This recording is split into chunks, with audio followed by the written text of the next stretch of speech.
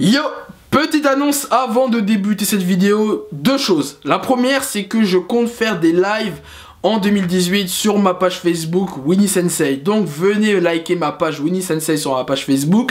Je compte éventuellement faire une fois par semaine, je vais essayer de revenir un peu sur l'actualité geek, manga, jeux vidéo, super-héros, tout ça. Quelques polémiques, on peut débattre sur certains sujets, on verra comment on va s'organiser autour des sujets. Mais ça va surtout me permettre d'interagir directement avec vous, mes chers Nakama. Donc ne ratez pas ça. Donc vraiment venez me follow et liker ma page Winnie Sensei sur Facebook. Et dans un deuxième temps, j'annonce que j'essaierai en 2018 de faire beaucoup plus de micro-trottoirs parce que j'en ai fait que un cette année. Voilà, j'ai pas eu beaucoup le temps d'en faire, mais là, voilà, on va essayer d'en refaire plus en 2018. Donc voilà, deux petites annonces sympathiques avant la vidéo bilan DC Extended Universe. Donc je vous souhaite une très bonne vidéo.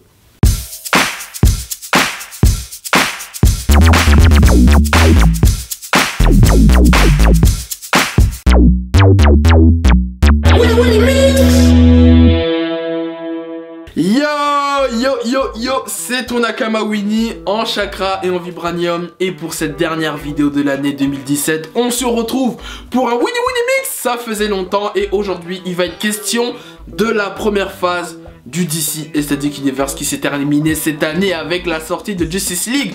On va faire le bilan de 4 années de travail d'un univers DC, de Man of Steel à Justice League, car après avoir longuement taquiné Mickey Mouse, qui a, encore une fois je vous le rappelle, frappé le monde du divertissement en rachetant la Fox et donc acquérir les droits une nouvelle fois des X-Men, les mutants et des 4 fantastiques. L'année 2017 a été aussi une année riche pour la Warner Bros et de sa mascotte Bugs Bunny. Quoi de neuf, docteur?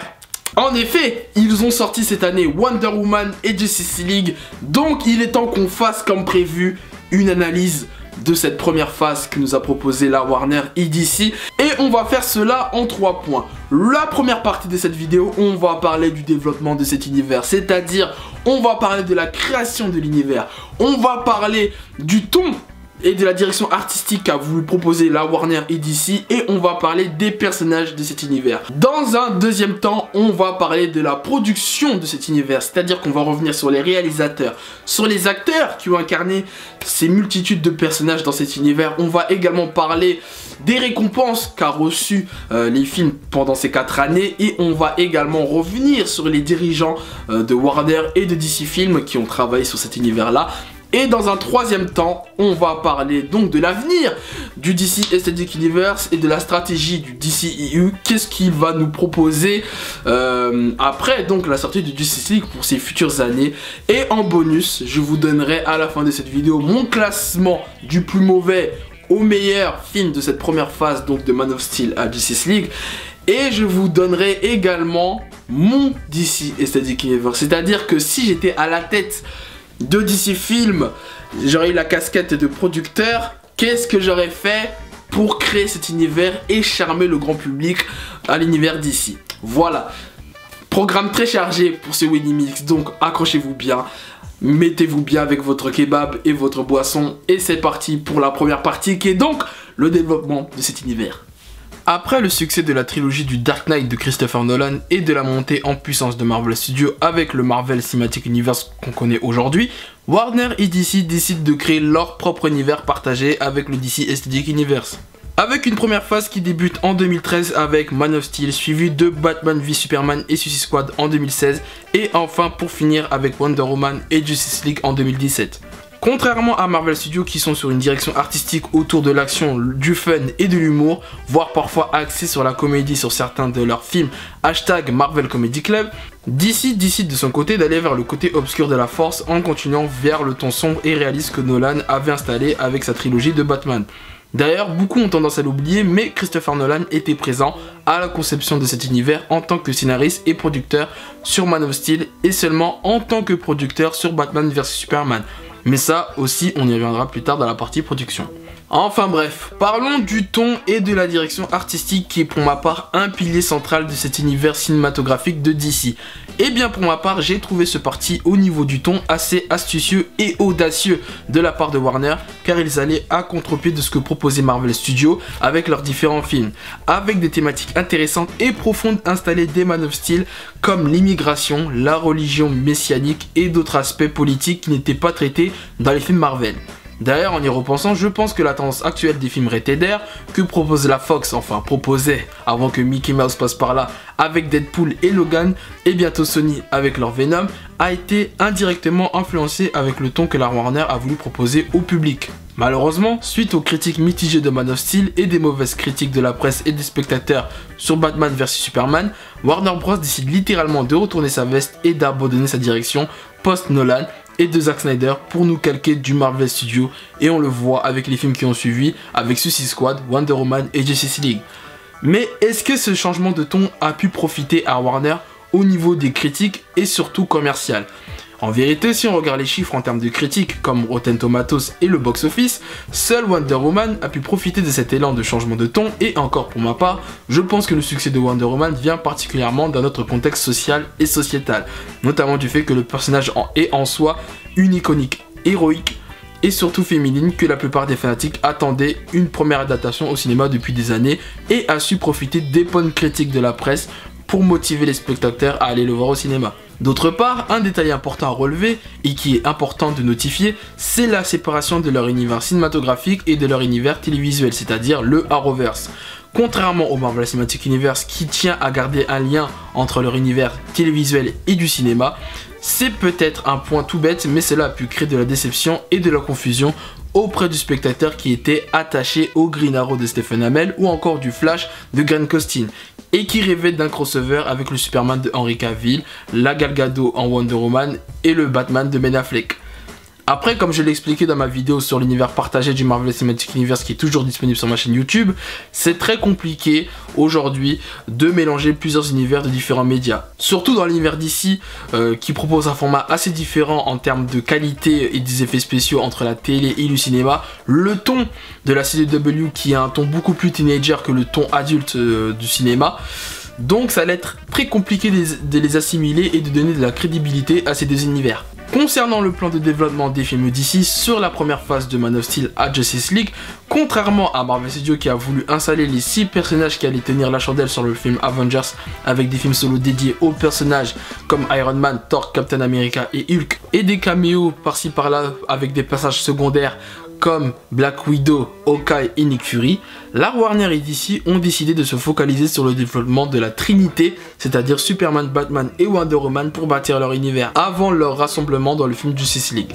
Beaucoup de gens ont critiqué le fait que Warner ont voulu aller trop vite pour rattraper leur retard sur Marvel, quitte à négliger le développement de leurs autres personnages. Pour ma part, je pense que le parti pris de se concentrer sur la Trinité était une bonne idée si bien évidemment les autres membres de la Ligue étaient bien intégrés dans les différents films de la première phase. Car un des gros avantages de DC Comics par rapport à Marvel et leur popularité dans la pop culture. En effet, on peut dire ce qu'on veut, mais DC possède une galerie de personnages mythiques, considérés parfois comme divins, qui sont connus dans le monde entier. De plus, une popularisation des personnages DC a été établie grâce à l'âge d'or des animés DC dans les années 90 et début 2000, produit notamment par Bruce Timm, et surtout le plus important, la secte du ban fanatisme qui a rendu Batman le héros le plus bankable en ce début du 21e siècle. Grâce notamment, et je le rappelle, à Nolan qui a sauvé l'honneur de DC et de Warner avec sa trilogie pendant encore quelques années.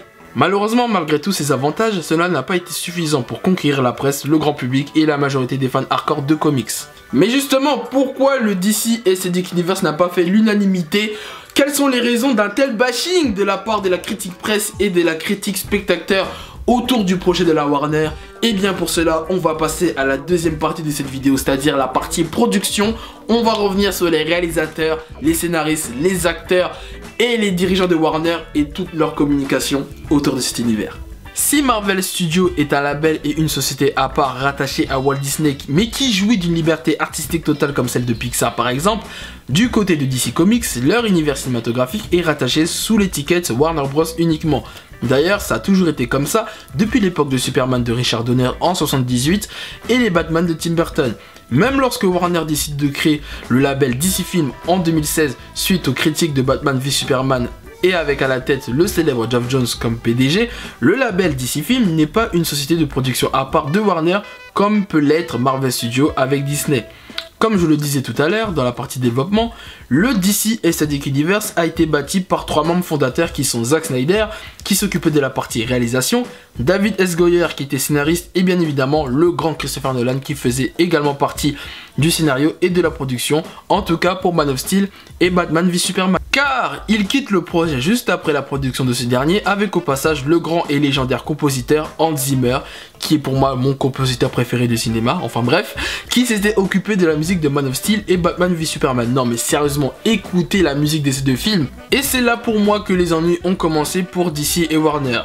Car à mon sens, l'influence de Nolan sur l'univers est un pilier également du DC Extended Universe et notamment la musique de Hans Zimmer qui, je vous le rappelle, est culte et légendaire. Donc pour moi, le départ de ces 2 personnes est un mauvais choix de la part de Warner. Enfin, c'est eux qui ont quitté, je pense, volontairement le projet Nolan et Hans Zimmer, mais je trouve ça très dommage et Warner a dû les dissuader de rester, car c'est eux qui ont imposé les bases de ce ton sombre et réaliste qu'on connaît au début de ce DC Extended Universe. Car comme vous le savez, après les critiques de Batman v Superman, la Warner décide littéralement de changer de ton en allant vers plus le côté fun de Marvel Studios, et cela a été la plus grosse erreur de leur première phase. Ils n'auraient jamais dû changer de direction artistique en pleine production, car à ce moment-là, je vous rappelle que Suicide Squad, réalisé par David Ayer, est sur le point de sortir, et ce changement de ton a directement impacté la promesse et les objectifs du film, qui était de nous vendre une équipe de super vilains, alors qu'avec ce changement de direction artistique, on nous vend au final une équipe de anti-héros, et on le ressent dès les bandes annonces.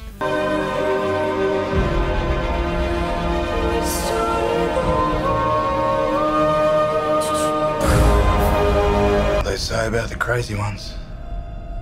Huh? I'm just gonna hurt you. Really, really bad. Let's go save the world.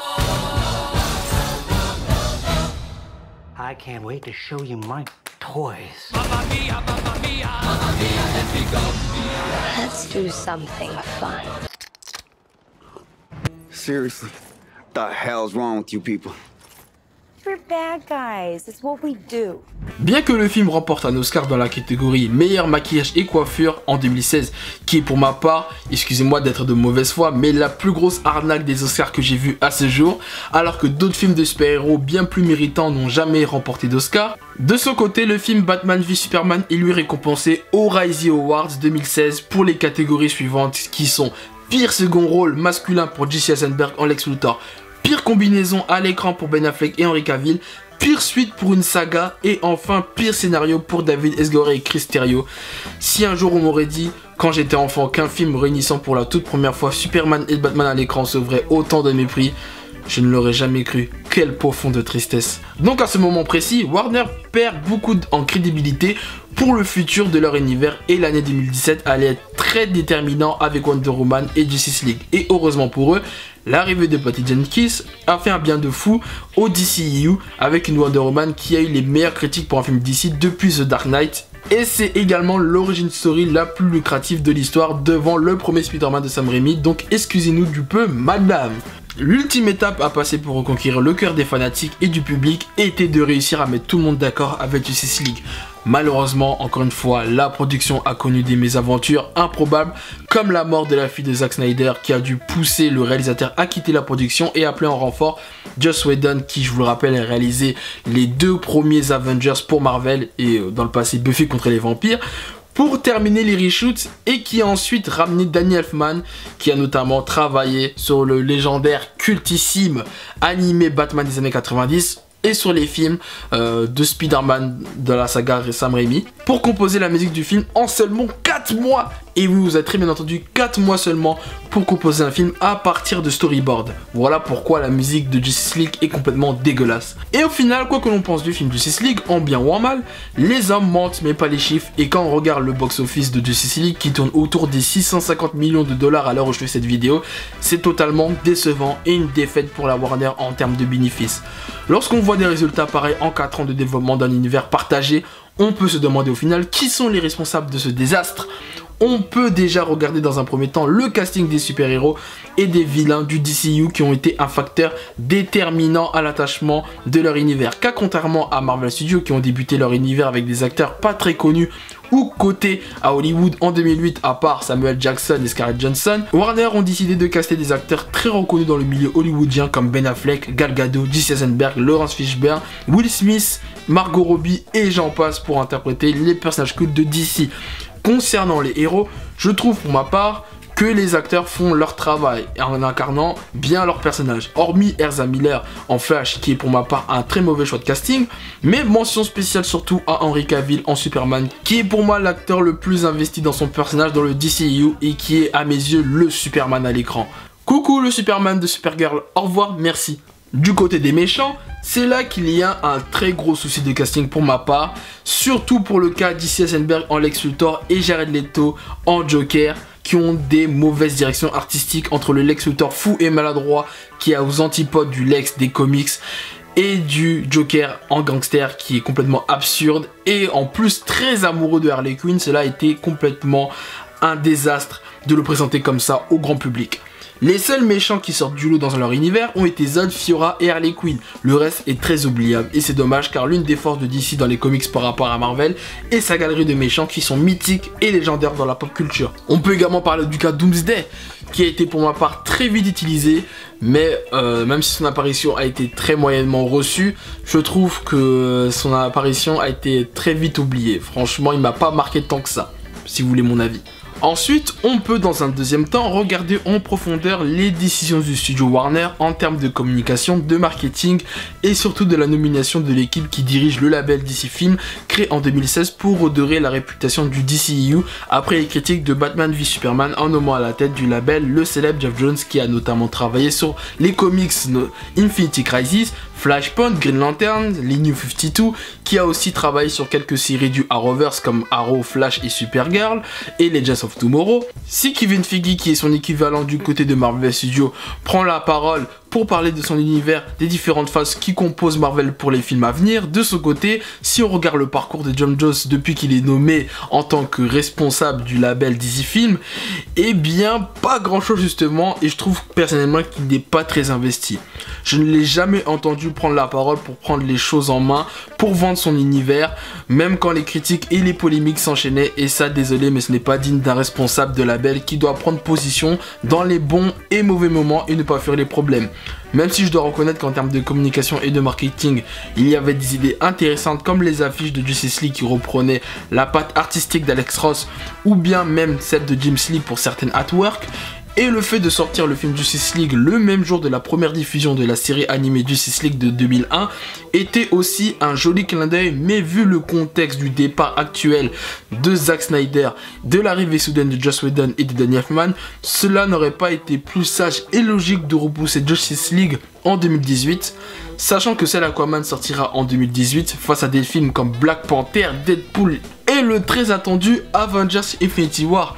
Désolé mais vu le calendrier de Marvel et celui de DC en 2018, même si le film Aquaman est de qualité supérieure, Warner et DC ont déjà perdu la bataille en termes de hype et de communication. Aquaman risque de couler en profondeur et de boire la tasse. Aquaman qui prend la tasse, t'as capté? C'est bon, ça va, si on peut pas faire des blagues de temps en temps aussi. De plus, on peut également revenir sur le contrôle de la Warner et la non-liberté des producteurs exécutifs qui mettent des bâtons dans les roues aux réalisateurs en leur demandant de changer de direction artistique en pleine production ou bien encore de couper des scènes de leurs films pour faire plus d'entrées au cinéma, comme par exemple dans Justice League on peut se demander où est passée la scène de Superman et le Black Suite, c'est-à-dire le costume noir, où est passé Darkseid, pour créer en plus de cela des versions extended cut qu'ils ont fait dans Batman v Superman et Suicide Squad entre guillemets, pour leur Blu-ray, pour espérer en vendre plus, quitte à que ta version cinéma soit incompris du grand public, et cela n'est pas du tout professionnel de la part des PDG de Warner et cela se ressent malheureusement dans la critique presse et spectateurs ainsi que dans le box-office. Passons maintenant à la dernière partie de cette vidéo, de ce bilan de la première phase du DC Extended Universe où nous allons parler et analyser l'avenir du DC Extended Universe tel qu'on le connaît aujourd'hui avec un univers partagé et de la stratégie de la Warner et du DC concernant leur prochain film. Car suite à l'échec de Justice League, l'avenir s'annonce très flou pour le DC Extended Universe. Entre leur multitude d'annonces de films, plus les spin-offs et surtout l'annonce surprenante d'un label DC qui fera des films S-World, c'est-à-dire des films qui n'auront rien à voir avec ceux du DC Extended Universe, c'est-à-dire l'univers partagé de DC actuellement au cinéma, et avec pour débuter, pour ce premier label S-World, un film sur les origines du Joker qui a été annoncé sans Jared Leto. D'ailleurs, il y avait même une rumeur de Leonardo DiCaprio casté en tant que Joker. Bon, depuis, plus de nouvelles par rapport à ce film. Et c'est là que je vous dis que la Warner ont beaucoup de mal à structurer leur univers et leur planning, contrairement à Kevin Feige, désolé de le mentionner une énième fois, mais j'ai vraiment pas le choix, qui a un plan sur 10 ans, voire 20 ans pour leur film Marvel. De plus, dans cette liste, il n'y a pas de Man of Steel 2 annoncé, alors que c'est quand même Superman qui a débuté cet univers cinématographique de DC, alors que la Harley Quinn de Margot Robbie, par exemple, est déjà prévue dans 4 voire 5 projets différents. Donc, à titre personnel, je ne trouve pas ça normal. Je refuse, je ne suis pas d'accord. Donc, si on essaie d'y voir plus loin, quelles seraient les solutions pour sauver le DC Extended Universe? Eh bien, soit ils arrêtent tout simplement et ils rebootent leur univers, sauf que le problème c'est que Aquaman est déjà en post-production, Shazam va bientôt débuter son tournage, et Wonder Woman 2 va être tourné vu le succès monstrueux du premier, et la Warner tient particulièrement à leur Suicide Squad 2. Donc la solution du reboot est vite à oublier pour les fanatiques. Et les haters surtout. Par contre, la possibilité d'un semi-reboot avec le film Flashpoint est tout à fait possible car le film va pouvoir modifier quelques éléments de leur univers tout en gardant les bases construites et cela sans gêne car de toute manière c'est ce qu'ils essayent de faire depuis Wonder Woman, donc le film Flashpoint va être l'opportunité ultime de corriger les erreurs et de repartir de plus belle. Néanmoins, s'ils font réellement ça, il faut vraiment qu'ils structurent bien leur planning et qu'ils arrêtent de changer tous les mois leur planning de film, à croire que c'est des stagiaires ou des alternants qui s'occupent de faire ces plannings. Qu'ils mettent des vrais passionnés de comics avec un aspect commercial dans le staff de DC Films. Je ne dis pas que Geoff Johns n'est pas un passionné, Geoff Johns est un grand écrivain et scénariste de DC, mais il n'a pas l'aspect commercial pour diriger un label. Donc, je pense qu'il faudrait peut-être changer d'équipe à voir dans les semaines à venir. En tout cas, autre chose, il faut qu'ils abandonnent leur idée de Elseworld car cela est complètement stupide pour ma part. Et bien voilà, maintenant passons à ma partie préférée de cette vidéo et d'ailleurs je vous invite à le faire également dans les commentaires.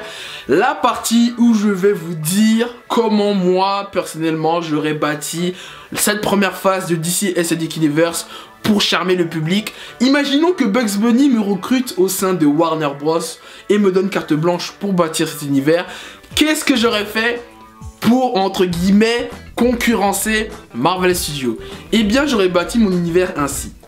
Alors comme ça a été fait avec le DC Extended Universe qu'on connaît à ce jour, j'aurais bien évidemment débuté cet univers avec Superman en 2013, donc avec le premier Man of Steel, qui est pour moi fantastique. Je n'ai rien du tout à reprocher à ce film, je l'aurais laissé tel quel. Par contre, pour la suite, j'aurais pas fait un Batman v Superman, j'aurais fait un Man of Steel 2, donc une suite du Man of Steel 1, sous l'étiquette Batman et Superman World Finest, qui réunira donc bien évidemment Batman et Superman au cinéma, mais dans un duo et non comme ennemis. Puisque pour moi, introduire Superman et Batman en tant qu'ennemis a été une très mauvaise idée. C'était juste pour moi du fanservice lointain de certains fanatiques dans les forums. Et pour aussi faire un clin d'œil aux The Dark Knight Returns de Frank Miller. Mais bon, ça a été une mauvaise idée. Et dans mon Man of Steel 2, Superman et Batman World Finest, j'aurais mis un Batman beaucoup plus jeune, même si j'apprécie le Batfleck, mais je ne l'aurais pas mis. Personnellement, j'aurais choisi un Batman plus jeune pour qu'on voit le Batman à long terme. Et puis, en post-scène générique, j'aurais mis Wonder Woman pour l'introduire. Et j'aurais sorti ce film en 2015, pour l'été 2015, parce que 3 ans entre Man of Steel et Batman v Superman, c'était trop long. Voilà, je l'aurais sorti pour l'été 2015. Comme ça, j'aurais attendu un peu que la hype Avengers l'ère d'Ultron passe. Et en plus, comme le film n'a pas été terrible, je pense que si le Superman Batman avait été bien, il aurait pu écraser en termes de critique, presse et spectateurs, le Avengers l'ère de l'Ultron. En tout cas, moi j'aurais fait comme ça. Et puis en méchant, j'aurais mis peut-être Lex Luthor et le Joker, tiens, pourquoi pas les introduire tous les deux. Voilà, comme aussi dans la série animée des années 90, lorsque Superman et Batman font duo pour arrêter le Joker et Lex Luthor. Ensuite, comme troisième film, j'aurais fait Wonder Woman, puisqu'on l'aurait vu dans la post-scène générique de Man of Steel 2, Superman et Batman World Finesse. Et ce film-là, je l'aurais sorti pour hiver 2015. Voilà, j'aurais fait, donc pourquoi pas une origin story, ça j'ai rien contre ça, bien évidemment pour introduire le personnage dans l'univers. Donc je l'aurais sorti pour hiver 2015, c'est-à-dire que donc Man of Steel 2 pour été 2015, et dans la même année, en fin d'année, Wonder Woman. Ensuite, en quatrième film, j'aurais fait Green Lantern et Flash. Voilà, pour l'été 2016. Ah oui, j'ai oublié de mentionner que j'aurais complètement supprimé Suicide Squad. Hein. Voilà, de mon programme, justement. Voilà, j'aurais sorti pour l'été 2016 un duo entre Green Lantern et Flash. Pourquoi ce choix? Parce que, voilà, je pense pas que c'était très nécessaire de faire un film Flash en solo, puisqu'on avait déjà le Flash dans la série, voilà, qui est très coté pour la plupart des spectateurs. Et donc comme Green Lantern a été aussi utilisé en 2011 par Ryan Reynolds tout récemment, ça aurait été bien de les introduire tous les deux, puisqu'en plus ils sont un peu les meilleurs potes de l'univers d'ici. Voilà, on aurait pu faire des histoires comme The Brave and the Bold dans les comics, bon pas exactement comme dans les comics, mais une inspiration pour les mettre dedans. Voilà. Ensuite, en cinquième film, j'aurais fait un film Aquaman, donc je l'aurais sorti pour l'hiver 2016. Et dans le film, j'aurais fait une intrigue scénaristique autour de la Mother Box, justement, qui se trouve à Atlantis. Voilà, on aurait pu, imaginons, penser que Steppenwolf ou quelqu'un de Apocalypse missionne Black Manta pour voler la Mother Box. Après oui, je sais, ça aurait fait un peu Tesseract dans le Captain America 1, mais bon, moi je dis pourquoi pas, comme ça tu présentes l'univers d'Atlantis, Aquaman, Black Manta, et tu mets quelques enjeux déjà pour le prochain Justice League autour de la Mother Box. Voilà. Et donc l'année suivante, en 2017, j'aurais fait le film Justice League avec donc Green Lantern. Voilà, j'aurais mis aussi Superman, puisque Superman n'aurait pas été tué dans mon Superman et Batman World Finesse aka Man of Steel 2. Et voilà, et dans ce Justice League là, j'aurais introduit Cyborg, qui aurait été l'élément central de la Mother Box qu'on aurait déjà introduit dans Aquaman. Voilà, j'aurais eu aussi une inspiration du film d'animation de Justice League War. Voilà, pour ceux qui connaissent, voilà, en plus l'élément central, c'est aussi les Mother Box dans ce film. Voilà, il y a Darkseid qui veut s'emparer des Mother Box, et voilà, j'aurais sorti ce film pour l'été 2017. Après, en méchant, j'aurais peut-être allé, pourquoi pas, laisser Steppenwolf, mais un Steppenwolf plus charismatique, et ou sinon le fils de Darkseid, je sais plus comment il s'appelle, désolé, mais voilà, j'aurais mis le fils de Darkseid, et voilà, bien évidemment j'aurais introduit Darkseid dans le film, que ce soit à la fin ou en post-générique, je l'aurais introduit. Avant de conclure cette vidéo, comme convenu, je vais vous donner mon classement de cette première phase du DC Aesthetic Universe, donc du plus mauvais jusqu'au meilleur. Pour ma part, cela n'est que mon avis, cela n'engage que moi, bien évidemment. Mon avis n'est que subjectif. Je vous invite également à me dire votre classement dans les commentaires. On va donc débuter sans plus attendre. Alors, en cinquième position, je mets Suicide Squad. Tout simplement, bon voilà, j'ai fait d'ailleurs une critique sur Suicide Squad, donc je ne veux pas m'étaler dessus, mais pour moi, c'est le film le plus mauvais du DC Aesthetic Universe. Et comme je l'ai dit dans ma partie, mon DCU, je ne l'aurais même pas fait dans cette première phase, voilà. Et en plus, je l'aurais pas fait, et en plus il a été fait, il a été mal fait. Donc les promesses que nous avons vendues, comme je l'ai expliqué dans cette vidéo, nous ont été mensongères tout simplement. Et franchement, le Joker est un gros point noir de ce film. Il n'y a pas beaucoup de personnages qui sortent du lot, à part donc Harley Quinn. Donc voilà, plus de détails dans ma critique, je ne vais pas m'étaler dessus. En quatrième position, je mets Wonder Woman. Tout simplement parce que même si je trouve que c'est pas un mauvais film en soi, il est très surcoté. De toute façon, c'est le film le plus surcoté cette année avec Thor Ragnarok. Je trouve qu'il mérite pas tout cet engouement qu'il y a eu. Voilà, comme j'ai pu l'expliquer dernièrement avec mes collègues de la Ligue, donc NCK et Prince, il a été surcoté parce qu'il y a eu un effet social et sociétal autour du film. Je ne vais pas m'étaler, mais j'ai encore fait une critique sur ce film. Donc, si vous voulez savoir entièrement mon avis sur Wonder Woman, je vous invite à aller voir ma critique qui vous affichera au-dessus. Ensuite, en troisième position, je mets Justice League. Pourquoi Justice League en troisième position? Parce que même si j'ai apprécié le film, j'ai bien aimé, le film n'est pas extraordinaire, n'est pas incroyable, et c'est un peu décevant pour un film Justice League. Voilà, parce que un film du Justice League, il y a énormément d'attentes sur ce film-là. Voilà, il est bien, mais déjà ça n'a pas été le meilleur de l'année 2017, déjà dans un premier temps, et je sais même, et ça n'a même pas été l'un des meilleurs films de super-héros. Voilà, comparé à Avengers, mais ça, je referai derrière une vidéo en 2018 pour parler de Avengers et du Justice League, parce que voilà, je vois qu'il y a beaucoup de comparaisons sur internet, mais pour ma part, Avengers a été mieux travaillé. Après quand même, je dois reconnaître qu'on sait très bien qu'il y a eu des problèmes de production autour du film, notamment sur le départ de Zack Snyder. Voilà, moi je reconnais que pour ce qu'il est, il est bien, mais il n'est pas parfait malheureusement. Il y a beaucoup de trucs qui m'ont énervé, notamment autour de la résurrection de Superman. Bref, en tout cas, de toute façon, j'ai fait une critique de Justice League, donc allez la voir, ça s'affichera juste au-dessus également. En deuxième position, je mets Batman vs Superman, enfin Batman v Superman, l'aube de la justice. Pourquoi je mets le film en deuxième position? Parce que moi je trouve que c'est un très bon film et je trouve que c'est l'un des films les plus incompris en ce 21e siècle. Oui, pour moi j'ai très bien aimé, déjà j'avais apprécié la version cinéma. Et en plus, quand il y a eu la version longue, ça n'a fait que rajouter ce que je pensais du film, voilà. Après, je peux comprendre, avec du recul, que beaucoup de personnes n'aient pas aimé le film, mais pour moi, c'est un film assez couilleux, tu vois, qui propose autre chose de ce qu'on avait vu dans tous les films du super-héros. Voilà, il y a des thématiques intéressantes abordées, politiques, religieux, même autour de l'immigration, voilà, il y avait des vrais sujets profonds. Voilà, après il y a des défauts bien évidemment, le film est long quand même pour ce qu'il propose et il n'y a pas beaucoup d'action. Voilà, c'est peut-être le plus gros reproche qu'on peut reprocher au film. Et après c'est vrai que le Superman est très dépressif, mais après, moi je savais que dans Justice League il allait évoluer. Mais bon, je veux pas trop m'étaler dessus. Et Lex Luthor, gros point noir du film, hein, parce que Doomsday a un moyen, voilà, mais Lex Luthor c'est un gros point noir du film. Donc, et puis c'était la première réunion quand même de Superman et Batman à l'écran.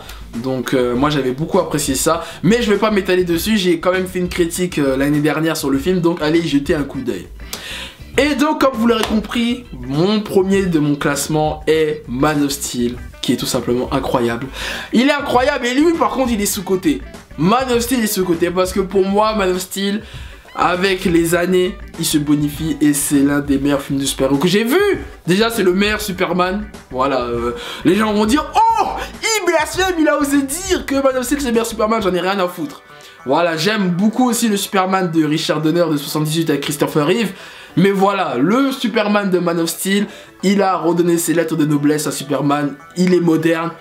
Il y avait aussi des thématiques intéressantes abordées dans le film. Voilà, c'est le seul film que j'ai pas chroniqué d'ailleurs parce que à l'époque je faisais pas de vidéo. Mais pour moi, il est légendaire. Je n'étais pas prêt à l'époque quand j'ai vu le film. C'était Dragon Ball Z. Oh là là là là. C'était incroyable. Déjà au cinéma, je suis parti voir le film 3 fois pour vous dire. Voilà, vraiment Henry Cavill en Superman, il a performé. Zod, un des meilleurs méchants depuis 2010, même un des meilleurs méchants qu'on a vu dans tous les films du super-héros, même Fiora, son assistante là, sa bras droit, voilà, non franchement, après il y a des points négatifs bien évidemment dans le film, tout n'est pas parfait, mais globalement le film il est vraiment au-dessus, surtout dans l'année où il est sorti, il était sorti en 2013 et je me souviens il y avait Iron Man 3 à l'époque. Iron Man 3 qui est une grosse blague comparé à ça, hein, je suis désolé. Qui va oser me dire que Iron Man 3 est meilleur que Man of Steel? Bon, je suis sûr qu'il y a des gens qui vont oser me dire ça, mais bon. Voilà, en tout cas, Man of Steel, premier du classement. Pour conclure cette vidéo, je dirais que la première phase du DC Extended Universe est pour ma part un univers qui avait énormément de potentiel gigantesque et qui pouvait largement concurrencer Marvel Studios, surtout qu'on arrivait à un point où quand le DC Extended Universe est arrivé, il y avait une petite saturation avec la deuxième phase de Marvel qui était pas terrible, donc DC pouvait rattraper leur retard entre guillemets. Mais malheureusement, avec tous les bâtons dans les roues qu'il y a eu entre les productions, les critiques, presse et spectateurs, tout le bordel qu'il y a eu en interne chez Warner, malheureusement ce potentiel a été gâché et je suis vraiment attristé. Parce que même si j'adore, on va peut-être pas dire ça comme ça, mais que j'ai apprécié cet univers et que je l'ai défendu, je dois admettre objectivement que si tu regardes les critiques et les chiffres au box-office, cette première phase a été un échec. Après au départ je pensais que c'était un univers incompris, que les gens ne comprenaient pas l'univers, que voilà ils étaient trop habitués au ton fun et lumineux que Marvel proposait, même si je n'ai absolument rien contre l'univers de Marvel, hein. Voilà, j'ai apprécié beaucoup de films de Marvel, mais voilà, je pensais que beaucoup de gens étaient un peu coincés par rapport à l'univers d'ici, mais après quand tu te renseignes sur l'envers du décor, bah malheureusement tu ne peux que reconnaître que finalement peut-être que les gens n'avaient pas tort. Voilà, même si à titre personnel pour l'avenir des films d'ici, j'ai espoir, voilà, parce que j'apprécie l'univers d'ici quand même, que ce soit dans les comics ou dans les films d'animation, et voilà, Superman c'est un de mes héros préférés, et voilà, il m'a appris l'espoir, le symbole de la famille L, donc j'ai encore espoir pour Warner et DC qui se réveillent une bonne fois pour toutes, qui changent d'équipe, et puis on verra ce qu'ils nous proposeront dans les années à venir. C'était tout pour moi, c'était ton Nakama Winnie, c'est la fin de ce Winnie Mix. Profitez de cette fin d'année, reposez-vous bien pour repartir de plus belle en 2018, et sur ce on se dit au plaisir.